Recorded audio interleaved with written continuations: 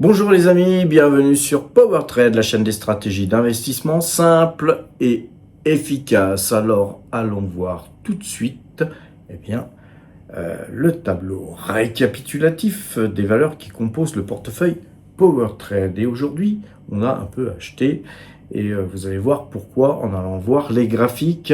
On a acheté un peu de Total Energy, 100 titres supplémentaires, ce qui porte Total Energy 7e plus grosse ligne. Donc c'est une valeur qui revient dans le haut du pavé, une valeur qui pèse 1,76% du total des allocations d'actifs de ce portefeuille. Vous avez aussi APA Corporation qui a fait son entrée dans ce portefeuille. C'est une valeur qu'on a travaillée il y a déjà pas mal de temps. Nous avions acheté cette valeur dans les années 2021-2022, une valeur sur laquelle on avait ramassé du pognon et on revient dessus. Ça faisait longtemps que nous n'avions pas possédé ce titre. Donc, une petite ligne, couteau dans la plaie, 0,38% du total de ce portefeuille en termes d'allocation d'actifs. Avec ces deux achats qui sont des pétrolières, vous savez que ma stratégie est de revenir progressivement sur le secteur pétrolier. Eh bien, quand on fait les comptes, on est à 10,34% en termes d'allocation d'actifs, investis dans des valeurs pétrolières. Nos espèces, c'est 67,27%, donc on est très axé sur les espèces. On utilise notre cash d'une manière homéopathique et pas plus. Notre résultat aujourd'hui, c'est 31,83% de hausse depuis le début de l'année. C'est 269 055 € de gagné depuis le 1er janvier 2026. Nos dividendes du mois de mai ont été portés. Alors évidemment, on n'a pas beaucoup de dividendes là au mois de mai, puisque nous sommes sous-investis, puisqu'on a pris des mesures de sécurité pour se mettre en cash. Allons voir les graphiques. Et comme à l'accoutumée, en ce moment, on est polarisé sur le Brent et on regarde le Brent. Et donc aujourd'hui, le Brent gagne 5,21%. C'est en train de pousser encore, puisque vous voyez 5,27, 5,30. Donc ça monte progressivement là. On va très certainement casser ses plus hauts. En tout cas, le graphique sur le Brent, je me suis beaucoup évertué à vous dire qu'il était très haussier, qu'il était peut-être plus ou moins manipulé, puisque les gouvernements n'ont pas intérêt à voir le Brent exploser, notamment le Japon. Donc c'est pour eux une facilité que de vendre des contrats futurs pour peser sur les prix, pour essayer de payer leur Brent moins cher. Cependant, quand il n'y aura plus de physique, il n'y aura plus de physique. Il faudra bien payer une surcote, une surprime. Et là, pour l'instant, nous sommes à 113,86, 113,87 au moment où je vous parle, 113,88, 113,91. Ça ne fait que monter. Donc, voilà, on attendra la clôture ce soir pour s'en assurer, en tout cas. Alors, l'or, comme d'ailleurs je vous avais fait une vidéo sur matière à profit, où je vous faisais toujours cette balance sur les métaux précieux, notamment l'or et le Brent. Et donc quand l'un baisse, l'autre monte. C'est un petit peu le système de vase communicant, mais c'est un vase communicant concernant des fonds, de l'argent qui est traité. Les gens qui ont besoin de liquidité pour acheter du Brent, du pétrole, des valeurs pétrolières, ils vendent ce qu'ils ont. Ce qu'ils ont souvent, c'est des valeurs orifères, des valeurs des minières. Ça peut être aussi des cryptos, ça peut être tout un tas de choses. Donc il faut observer ce qui se passe. Et actuellement, Comme je vous le dis depuis déjà quelques jours, hein, nous avons un joli signal hein, de vente sur l'or. Sur le silver, c'est encore plus prononcé puisqu'on perd 3,08%. C'est donc toujours vendeur, hein. La moyenne 2 jours, 12 jours est toujours vendeuse. On a eu ici une petite fausse joie hein, puisque les cours avaient remonté. Mais là, actuellement, eh bien, ça rebaisse hein, quand même fortement. Sur le cuivre, eh bien, ça dégueule aussi. Hein. Donc, vous voyez, c'est toujours vendeur, même sur le cuivre. Et sur le GDX, c'est un peu contenu. Mais vu qu'on avait anticipé toutes ces baisses déjà, eh bien, vous voyez qu'on est toujours vendeur et que c'est vraiment très, très vendeur, hein, puisque la moyenne 2 est assez éloignée et elle continue de s'éloigner de la 12. Le CAC 40, quant à lui, eh bien, on a une sorte de yin-yang là, et donc globalement, eh bien, c'est une journée pour rien avec moins 1,71% quand même, hein, c'est quand même une grosse baisse. Et pour moi, hein, le CAC est profondément vendeur. Comment voulez-vous que les valeurs CAC 40 puissent tirer profit d'un Brent qui va continuer à monter? Il est clair que le CAC 40 risque eh bien d'aller au moins au bas mot, retoucher hein, peut-être la zone là ici, hein, ce train blanc qui est ici tracé à 7517 points, hein, tout du moins dans cette région. Allons voir à présent nos valeurs et commençons par Total Energy qui perd bizarrement 0,81% aujourd'hui. Alors je pense que beaucoup d'investisseurs ont peur de se faire taxer par le gouvernement français. C'est tout à fait possible, c'est indéniable que ce sera certainement le cas. Ce qu'il y a, c'est que Total Energy, elle paye des impôts partout dans le monde et elle est aussi en capacité, évidemment, de différer ses rentrées d'argent vers la France, etc.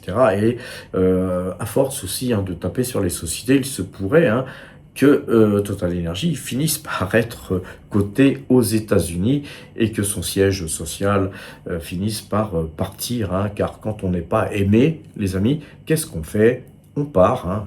Pourquoi croyez-vous que je passe mon temps un peu plus aujourd'hui en Asie qu'ailleurs, hein? Pourquoi suis-je à Pattaya aujourd'hui? Tout simplement parce que voilà, quand on fait de la bourse, quand on traite sur les marchés financiers, quand on a un petit peu d'argent, voilà, en général, on ne fait pas partie des personnes sympathiques dans notre pays et voilà, on n'est pas aimé, tout simplement. Alors que dans d'autres pays, on nous accueille à bras ouverts, les amis. Alors, pourquoi, eh bien, pourquoi rester dans un endroit où on ne nous aime pas? Sur Petrobras, vous voyez que eh bien, ça remonte hein, parce qu'elle était dans le rouge tout à l'heure et puis très légèrement dans le rouge, mais elle repart à la hausse, plus 0,64%. Bien sûr, le Brent monte. Ecopétrol, elle aussi gagne 0,57%. Et Chevron, hein, une valeur qu'on avait achetée il y a peu, qui était bien dans le rouge là tout à l'heure, elle repasse dans le vert. GTT, eh bien, elle continue de monter, hein, très très belle performance sur GTT. Nous avons aussi dans le vert Airbus hein, qui tient bien. Alors par contre, bien sûr, sur toutes les valeurs CAC, on va quand même aller les voir, eh bien c'est la baisse. Hein. Vous voyez que là, d'ailleurs, on va vérifier sur L'Oréal. Eh bien sur L'Oréal, on n'a pas encore de croisement de moyenne 2 jours, 12 jours, mais ça ne saurait tarder. Hein, si ça continue de baisser demain, c'est ce qui va se passer. Sur la Française des Jeux, c'est toujours vendeur. Sur Schneider, c'est passé vendeur donc le 30 avril et ça continue de rester vendeur avec moins 3%. Nous avons Essilor que nous avions acheté il y a peu qui s'écroule hein, de 4,41%. Très belle valeur, on la conservera. Par contre, attention, j'ai des messages qui me disent je continue d'acheter. Alors, vous n'avez pas compris, les amis, hein, vous n'avez pas compris. C'est pas parce que j'achète, par exemple, ici, Essilor en couteau dans la plaie, parce que il y a un signal d'achat, que après, quand il y a un signal de vente, je continue de l'acheter. Non, on attend. On attend le prochain signal d'achat parce que on ne sait pas jusqu'où va aller ce signal de vente. Hein. Ça peut nous emmener à 150 par exemple. pourquoi se presser alors qu'on a plein de cash et qu'on va pouvoir acheter peut-être du Essilor beaucoup plus bas? Alors moi, voilà, beaucoup me font des messages en me disant: «Oui, tu as du Pernod Ricard, tu es scotché, oui, tu as ci, oui, tu as ça». Écoutez, moi, sur l'ensemble de mes portefeuilles, j'ai réussi à extraire 330 000 € de performance, hein, sur ces portefeuilles. Et donc, c'est des gains que j'ai quand même gagnés. Donc, évidemment, on a aussi des valeurs qui sont dans le rouge.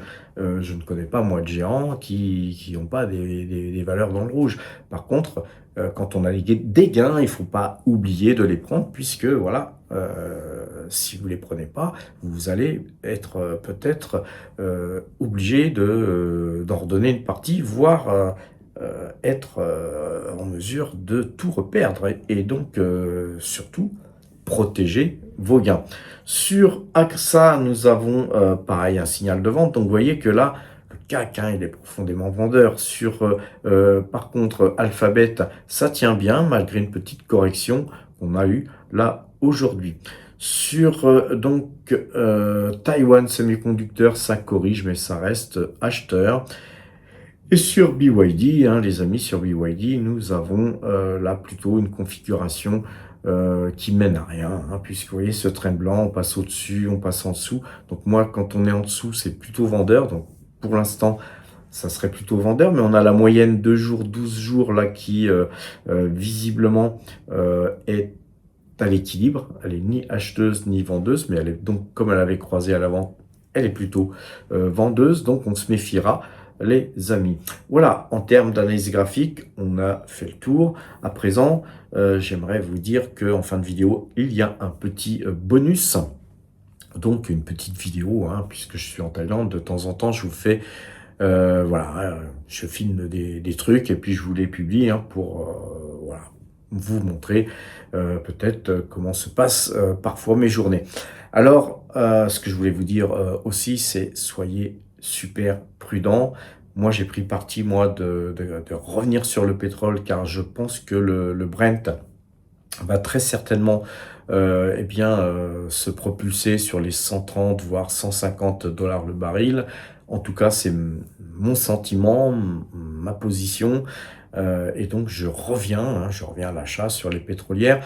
Mais comme j'ai peut-être un pressentiment, j'ai une vision, mais ceci dit, j'utilise les graphiques, j'utilise l'analyse graphique pour revenir progressivement sur ce marché. Et si je me trompais de vision, si ma vision n'était pas bonne, les graphiques m'alerteraient et je couperais évidemment ma position pour protéger mes gains. Et j'ai des gros gains à protéger, donc je ne vais pas me permettre de reperdre là tout ce qui a été gagné depuis le début de l'année, car ce que nous avons gagné depuis le début de l'année, c'est quand même énormissime. Faisons en sorte d'être prudents. Je sais que beaucoup m'ont suivi, je sais que beaucoup ont gagné beaucoup d'argent. Et attention, l'argent, ça peut vous monter à la tête. Quand vous avez gagné beaucoup d'argent, on ne sait pas pourquoi. L'être humain veut en gagner encore plus. Et il faut savoir se suffire de ce que l'on a, hein, les amis, de ce qu'on a gagné. Et surtout, hein, soyez donc prudents. Armez-vous de patience avant de racheter. Portez-vous bien. Et à demain.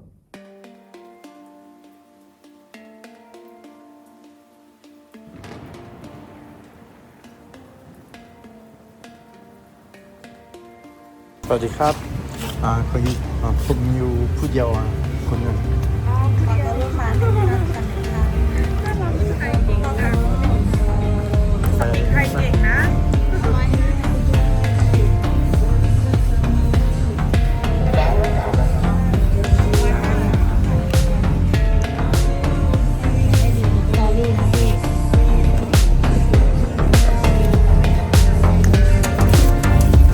Table number one ขอบคุณครับ ต้นไม้ ขอบคุณครับ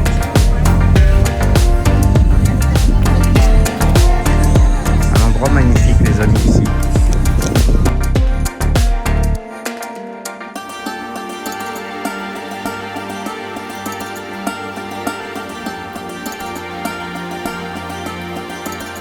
Ici une petite place sympa. Là ici dans cette cuisine, ils font des pizzas au feu de bois. C'est la super classe les amis. Alors maintenant, je vais aller trouver une petite place tranquillou.